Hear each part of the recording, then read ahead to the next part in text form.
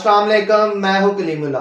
आज हम बात करेंगे आदिल भाईजान बाकू में टॉय शॉप बनाने के हवाले से, यानी कि खेलों के सामान की दुकान बनाने के हवाले से। इसका तरीकाकार क्या है और इसके लिए इन्वेस्टमेंट कितनी चाहिए। हमारे साथ हैं अली अकबर साहब। अस्सलाम वालेकुम सर, क्या हाल है? वालेकुम अस्सलाम कलीमुल्ला, मैं ठीक हूँ। आपका क्या हाल है? अल्हम्दुलिल्लाह सर, मैं ठीक हूँ। सर आप हमें बताएं, आदिल भाईजान बाकू में टॉय शॉप बनाने के हवाले से इसका तरीकाकार क्या है और इसके लिए इन्वेस्टमेंट कितनी चाहिए। जी कलीमुल्ला, जैसे कि आप जानते हैं कि आज़रबाईजान बाकू में अगर कोई भी फार्नर यहाँ पे काम शुरू करता है, चाहे वो बच्चों के लिए खेलों के सामान की दुकान बनाता है या कोई टॉय शॉप बनाता है या फर्नीचर की शॉप बनाता है या कोई भी ऐसा किसी भी सेल्स एक्टिविटी में वो आता है, तो फॉरेनर होने के नाते उसको सबसे पहले तो अपना बिजनेस रजिस्टर्ड करवाना पड़ता है। तो शॉप के लिए ये होता है कि आप सोल प्रोप्राइटरशिप भी रजिस्टर्ड करवा सकते हैं, और अगर आप एक से ज़्यादा शॉप्स बनाना चाहते हैं तो आप एलएलसी भी रजिस्टर्ड करवा सकते हैं। जो तकरीबन उसका खर्चा जो है वो $600 तक है। जैसे कि नई चेंजेस आए हैं, कुछ उसमें एडिशनल डॉक्यूमेंट्स होते हैं, तो $600 में हम वो सारा पैकेज दे रहे हैं। जो लॉयर्स जो हैं या दूसरी कंपनीज $1500 में दे रही हैं, एक प्रोफेशनल लॉयर्स जो कंपनी है $1500 में वही पैकेज दे रहे हैं, हम उसको अपने पाकिस्तानी भाइयों के लिए या अपने क्लाइंट्स के लिए $600 में दे रहे हैं। जबरदस्त। जी उसके अलावा ये होता है कि आपको एक शॉप किराए पर लेना होती है, जी जैसे सर। 300 $350 में एक अच्छी शॉप आपको मिल जाती है। तो इसमें हर मेट्रो स्टेशन के बाहर शॉप्स बनी हुई हैं, आप वहाँ पर भी ले सकते हैं। उसके अलावा रिटेल बाज़ार हैं, होलसेल बाज़ार हैं। आप एरिया देखते हैं और इस एरिया में आप उसके अकॉर्डिंग शॉप किराए पे ले लेते हैं। उसका 300-350 किराया उसका लगा लें। फिर आपने शॉप मैनेजर या सेल्स गर्ल रखना होती है, जो $200 में इंग्लिश बोलने वाली, कंप्यूटर समझने वाली आपको मिल जाती है। जी तो सर। फॉरेनर को यहाँ शुरू में आज़रबाईजानी लैंग्वेज में थोड़ा मसला होता है, या यहाँ लोगों को इंग्लिश नहीं आती और इनको उर्दू भी नहीं आती डेफिनेटली तो इसलिए यहाँ तक ज़्यादातर लोग रशियन समझते हैं, टर्किश या आज़री ज़बान।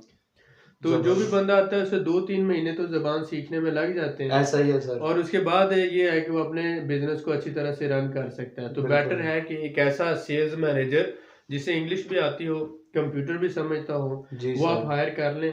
तो इस सारे सेटअप में आपका तकरीबन $1200 से $1500 खर्चा हो गया। ठीक हो गया सर। अब इसके बाद जो है आपने क्या करना है कि उसमें सामान डालना है। अब सामान यहाँ पर होलसेल मार्केटें हैं, जैसा कि हमने बात की कि यहाँ पर बीना बाज़ार है, जी सदरक सर। बाज़ार है, और इसके अलावा और भी जो है वो काफ़ी जैसे वासमे बाज़ार में भी होलसेल का है, लेकिन ज़्यादातर यहाँ पर बीना बाज़ार से जो है वो परचेजिंग होती है।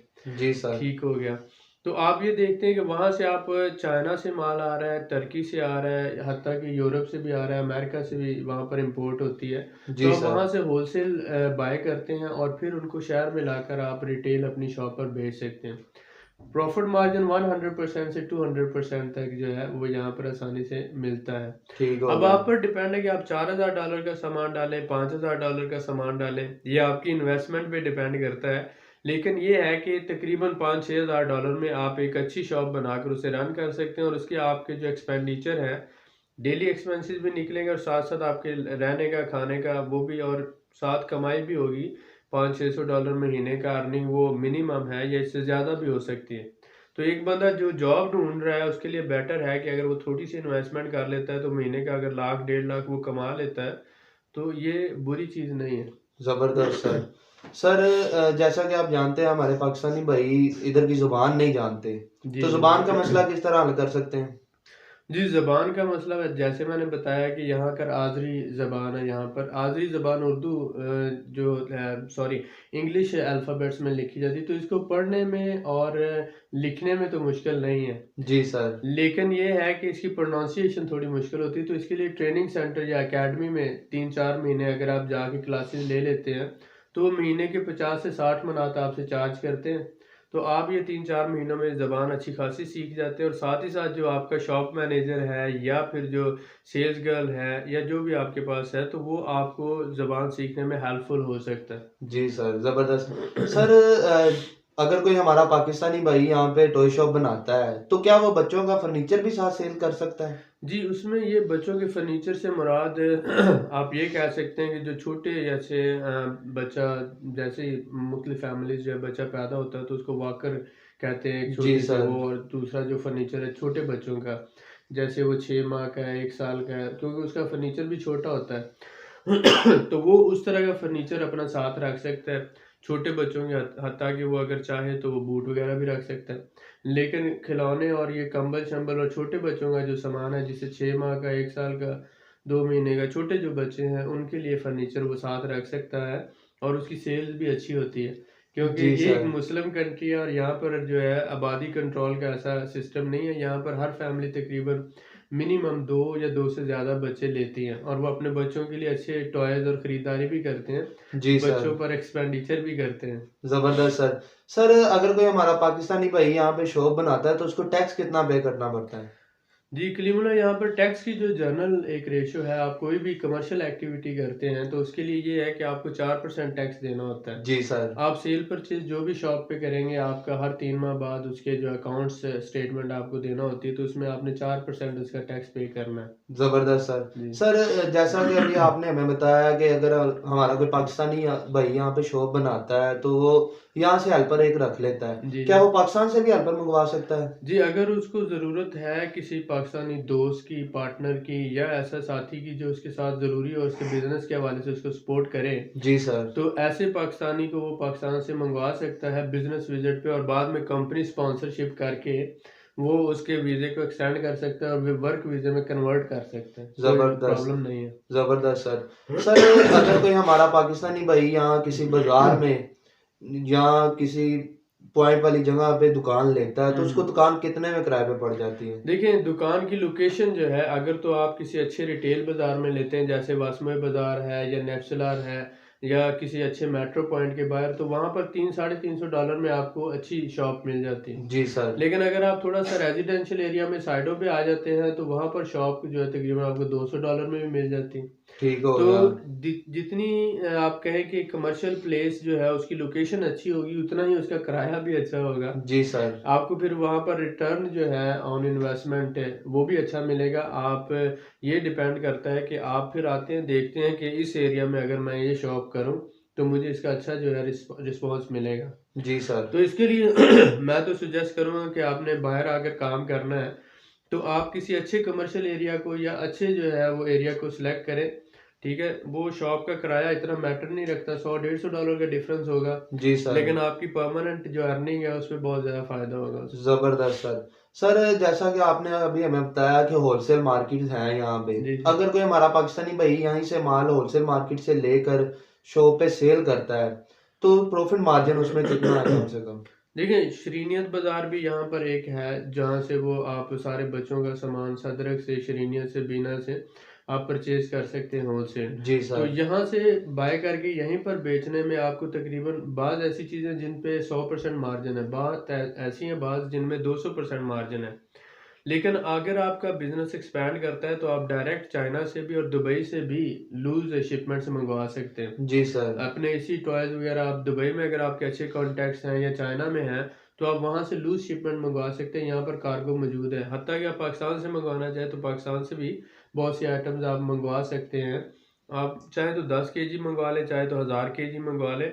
लूज़ शिपमेंट होती है, वो कार्गो को आपने वेयर हाउस डिलीवरी होती है। आपने कराची पहुँचानी है, वहाँ से डिलीवरी आपको बाकू में मिल जाएगी। जी इसी सर। तरह दुबई में उनके आपने हेड ऑफ़िस है या वेयर हाउस पहुँचानी है, वहाँ से यहाँ डिलीवरी मिल जाएगी। जी सर। इसी तरह चाइना का भी सिस्टम है।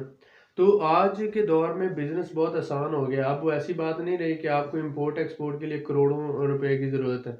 अब आप $1 की भी इम्पोर्ट एक्सपोर्ट कर सकते हैं। ज़बरदस्त सर। सर अगर कोई हमारा पाकिस्तानी भाई यहाँ पे शॉप बनाता है, हुँ, हुँ। तो उसके लिए इस बिज़नेस में कम से कम प्रॉफिट कितना है और स्कोप क्या है उनके लिए? देखें, अब जब स्मॉल इन्वेस्टमेंट की बात करते हैं ना, तो 4-5 हज़ार डॉलर आप लगा के कोई बिज़नेस करते हैं, तो इसमें तो ये होता है कि आप मज़दूरी से बच जाएँ, जी मेहनत से सर। बच जाएँ और आपका अपना काम हो जो कल को आपकी मेहनत से और स्मॉल इन्वेस्टमेंट से आप उसको ग्रो कर सकें।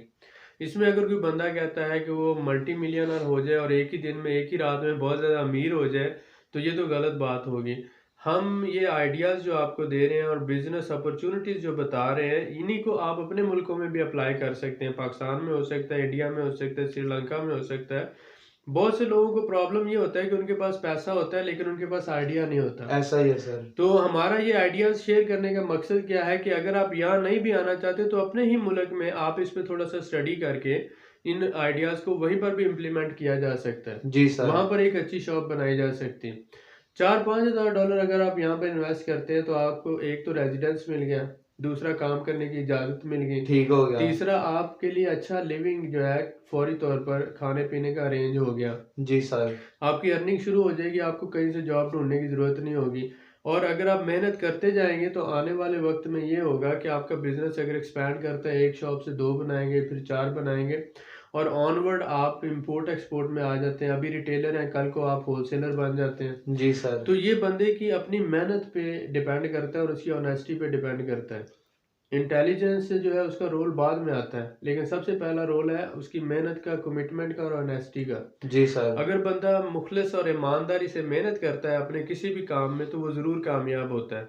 तो उसको अपनी कामयाबी का यकीन होना चाहिए, तभी वो मेहनत करेगा और वो मेहनत कभी रायगा नहीं जाएगी। जिस बंदे को अपनी मेहनत का ही यकीन नहीं है कि मैं मेहनत करूंगा तो कामयाब होऊंगा या नहीं, तो उसको मेहनत करनी ही नहीं चाहिए, क्योंकि वो पहले ही नाउम्मीदी लिए बैठा है अपने दिल में। बिल्कुल सही है सर। तो जैसे हम अक्सर डिस्कस करते रहते हैं कि इम्पॉसिबल भी जो है आई एम पॉसिबल है, आप सबको पता है। तो इसलिए जो है अगर हम सिर्फ उसके पढ़ने का है, आपने वो आई एम पॉसिबल इन तीनों के दरमियान में सिर्फ 2 स्पेस डालने हैं, तो इम्पॉसिबल से वो आई एम पॉसिबल हो जाता है। तो आप थोड़ी सी मेहनत करें, ये है, और उसके साथ कमिटमेंट के साथ मेहनत करें तो ज़रूर कामयाबी मिलती है। जबरदस्त सर।